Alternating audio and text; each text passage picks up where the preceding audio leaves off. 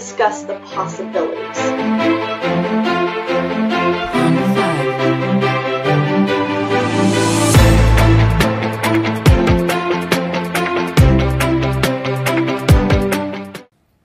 Hey guys, Joe Klemczewski, founder of the Diet Doc and creator of the Macro Doc Calculator. In my second episode for the Macro Mastery series, if you guys want to go back to my YouTube channel, you can see the Macro Minute series, which was a series of just short introductory segments on different principles of macronutrient-based dieting, or flexible dieting as some people like to call it.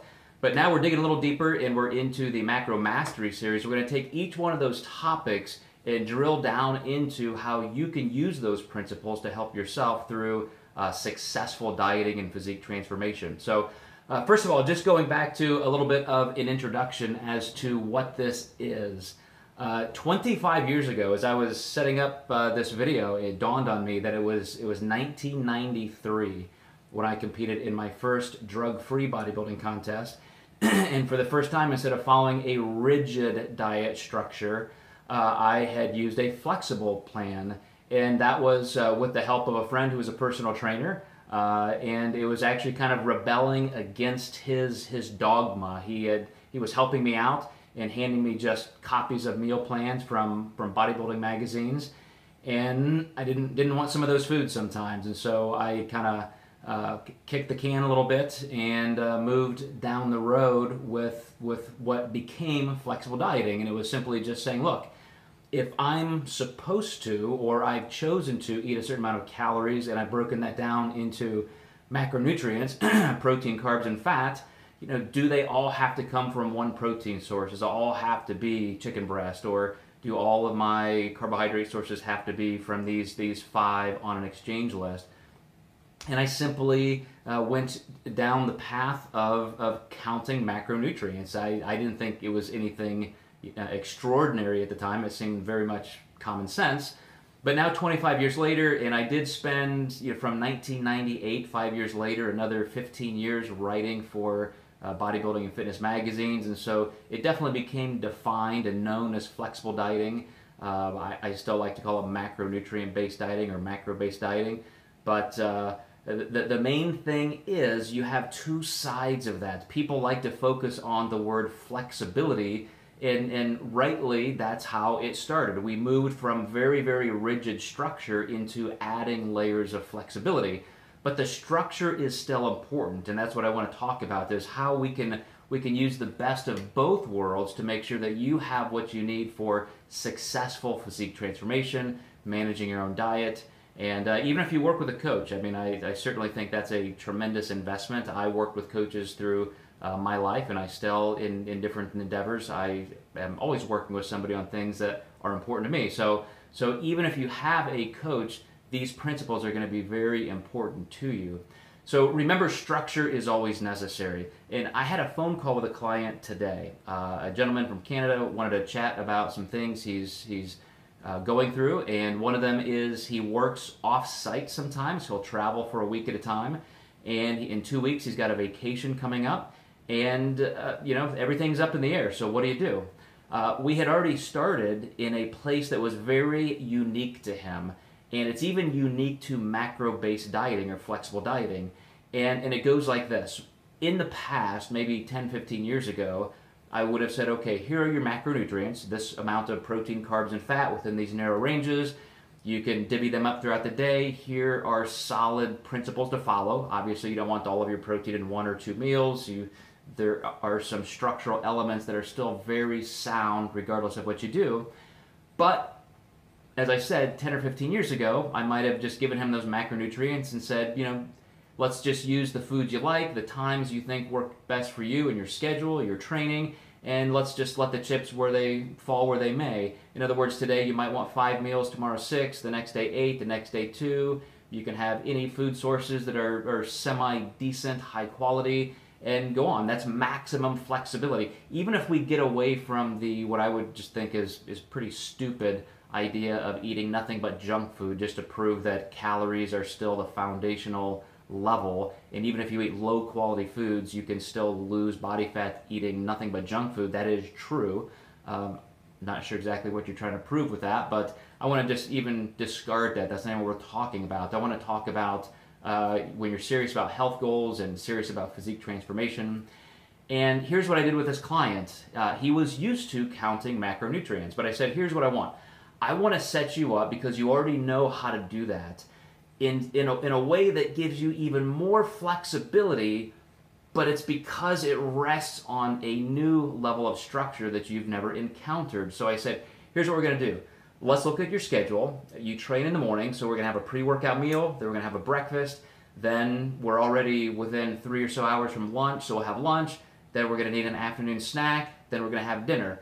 Can we agree upon that structure? For all of the reasons that I could give you, I think that's very sound, and it gives us enough space between meals so you can start using body fat as a higher percentage of your energy needs.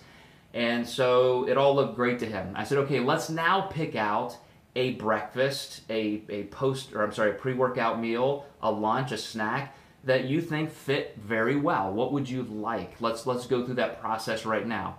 So he picked out some things, and we manipulated the macronutrients to where I wanted them, including the lunch. And I said, okay, these are foods that you can at least bank on having for a week at a time. You're going to go to the grocery store, maybe do a little food prep. And he said, absolutely.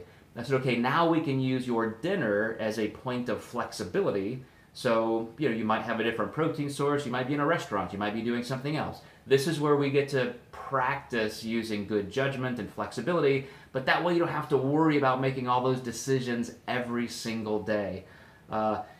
In some of the self-help blogs out there are a few people who have talked about making fewer and fewer decisions as kind of an inexhaustible resource. So I use Mark Zuckerberg as an example. He wears a gray t-shirt every day so he doesn't have to think about what he's going to wear. Those are not bad elements to add to your life, to say, look, I don't have to make a new decision every day. I can kind of decide something and move on. Food is just like that. Flexibility is not contrary to that. It can enhance it. So here's what my client's been doing. In 6 weeks, he's lost 17.5 pounds, and he's been traveling every week. And when he goes out, since he's used to doing the same thing, he can kind of pack his food intake for the week. He knows he's going to be able to go get a lunch that he wants somewhere. He can go out with the guys for dinner in different places and make the right calls there. Everything's going great. Now when we need to transition for a vacation, or let's just say he wants to change up foods. Hey, I'm getting kind of bored with this afternoon snack. Can we make a change? Of course we can. Let's again almost deconstruct or reverse engineer the macronutrients we're looking for. Even if we have to restructure the day a little bit, let's come up with a little bit of a new plan and try that for a week or two. And he might find that he likes one of those two things better, so that's why continuing to experiment is a good idea. He might find that his progress is better with one or the other, or that he feels better, has less hunger. So those are the reasons why when you experiment in a controlled way, you can determine which metrics are making a change or an improvement for you. So use flexibility as a tool. Rely on structure when it's helpful, and then you can employ that flexibility when it helps. And this is what I mean by building a lifestyle of structure. What we're doing for my client is saying, look, this is what's working for you right now, and in the future, all we have to do is make these changes, make these adjustments. You've already been aware of your caloric intake, your caloric needs, or what you're doing there. You're also now experienced at different macronutrient profiles, because along the way, matter of fact, I had to add some food. He's been losing, even through that initial loss of glycogen and water, metabolism still being very high from being in a non-dieted state. He still actually continued to lose 2.5 pounds a week. And I said, okay, that's pretty quick as a pace 6 weeks in. Let's add a little bit of food. So I was able to say, for your evening meal, let's simply bump up carbs 25 grams, which is another half cup. If you're used to eating some rice, we're going to add half a cup of rice, something like that. So this is where, when you have that structure as a lifestyle, it's very easy to be flexible. Now let's take flexibility to a little bit deeper level. What if he just has to blow a day out of his normal schedule? Meaning, who knows? Maybe he has to pick up his child from school, or he just can't eat. He's in a job where he can't even eat for 8 hours. Now what happens? Well, then you're just falling back into making the best decisions one at a time. If you haven't eaten in a long time, you have, quote, saved up a lot of calories or macros. You don't have to shove them all in at the end of the day. You can just say, well, I was a little low today. Maybe there are some days the next week I might be a little high for some reason. That's fine. That just kind of works itself out.